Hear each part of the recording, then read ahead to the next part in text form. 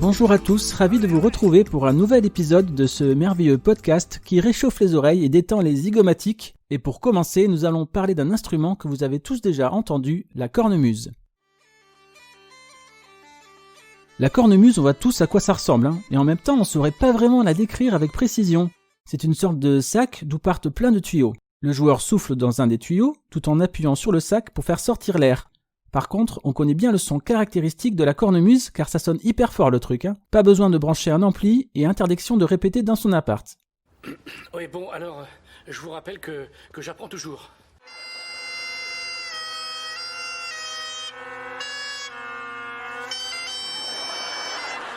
Pour commencer, balayons une idée reçue. Non, la cornemuse n'a pas été inventée en Écosse. Son origine reste méconnue, mais on en parlait déjà chez les Grecs et les Romains, et même dans l'Égypte antique. On a retrouvé de nombreuses représentations de chalumeaux doubles. Alors en musique, le chalumeau, c'est le nom qu'on donne aux instruments à vent de la famille des bois, composé d'un tuyau percé de trous et d'une hanche pour créer le son. Le hautbois, par exemple, est un chalumeau. Sur une cornemuse, le chalumeau, c'est le tuyau en bois percé de trous qu'on va boucher avec les doigts pour produire les notes, un peu comme une flûte quoi. Ah, on me fait signe, attendez, Régis de la Conta a un calembour à partager apparemment, alors je lui passe le micro. Ouais bonjour, alors est-ce que vous savez ce que c'est un chalumeau ? C'est un dromadaire à deux bosses. Merci pour lui, mais ne l'encouragez pas non plus. Revenons à la cornemuse, voulez-vous ? Le terme cornemuse désigne en fait toute une famille d'instruments. Il y en a plus de 70 différentes en Europe, et on en trouve dans le Maghreb et au Moyen-Orient. La plus connue, c'est certainement la cornemuse écossaise. C'est celle qu'on voit dans les bagadous bretons. Oui, on dit un bagad, des bagadous. Ces orchestres inspirés du pipe band écossais. Bagad veut dire groupe en breton. La cornemuse écossaise, par exemple, elle a 3 bourdons qui dépassent sur le dessus de l'instrument. On a aussi le biniou, et c'est là où ça se complique.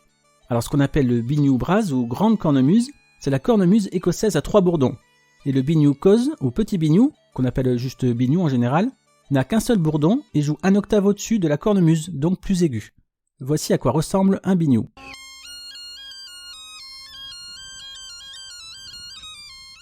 Donc pour résumer, on a la cornemuse avec 3 bourdons et le biniou avec un seul bourdon plus aigu.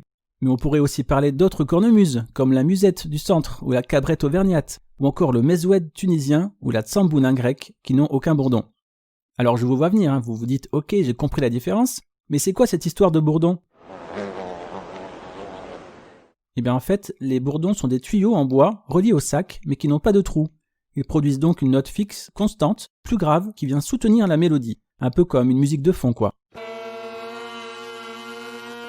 Mais d'où vient le nom bourdon, me direz-vous ?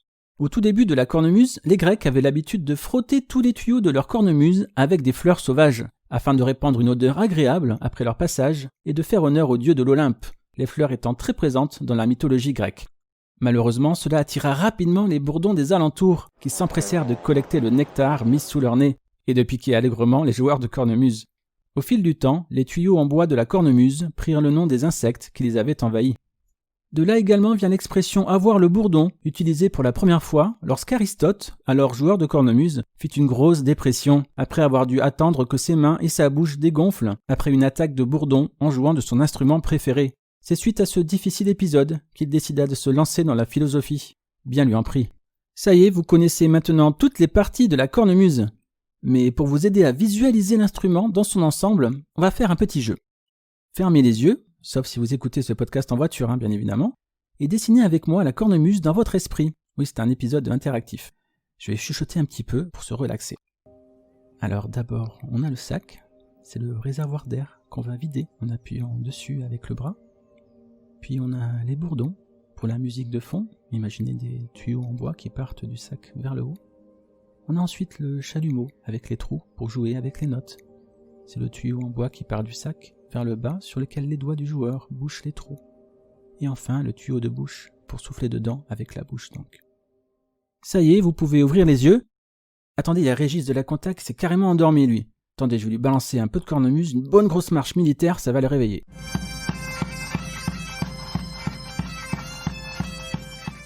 Alors on n'a pas encore parlé du sac de la cornemuse, qu'on appelle aussi poche. C'est un réservoir étanche qui sert à stocker l'air. L'instrumentiste souffle dans le tuyau de bouche pour insuffler de l'air dans le sac, puis lorsqu'il appuie sur le sac avec son bras, l'air s'échappe de manière continue vers le tuyau de bois. D'un côté les bourdons, sans trous pour la musique de fond, et de l'autre le chalumeau avec des trous pour la mélodie. Si aujourd'hui les sacs sont en peau animale ou en Gore-Tex, à l'origine, le sac était fabriqué en vessie animale, ce qui a posé pas mal de problèmes puisque les premiers joueurs de cornemuse oubliaient souvent de vider les vessies avant de les utiliser. Je vous raconte pas l'odeur. Hein. On a ensuite essayé d'utiliser des ballons de baudruche, mais le son produit n'était pas, disons, très concluant. Alors, savez-vous comment on appelle un fabricant de cornemuse ? Un cornemusier ? Un bignonnier ? Eh bien non, on appelle ça un facteur de cornemuse. Dans chaque village, on connaît le facteur. C'est un personnage qu'on porte dans son cœur. C'est au Moyen-Âge que ce terme est apparu lorsqu'un certain Jean Bignolet, sonneur de musette au service de Jean de Berry, reçut l'ordre de porter une missive secrète au roi de France Charles V. Pour passer inaperçu, Jean Bignolet eut l'idée de cacher la lettre dans le sac de son instrument. Bon, par contre, la lettre n'arriva jamais, car le pauvre Jean mourut étouffé par le bout de papier qui vint obstruer l'embout de sa cornemuse. Mais le terme facteur perdura jusqu'à nos jours. Le bureau de poste principal de Châteauroux porte d'ailleurs le nom de Jean Bignolet en son hommage. Rest in peace, Sir Jean.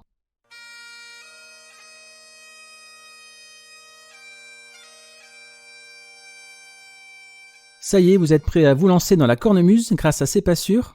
Alors ok, mais il faut juste savoir que la cornemuse, c'est pas l'instrument le plus facile. Hein. Il faut compter entre 7 et 9 ans pour apprendre à en jouer correctement. Vous voilà prévenu.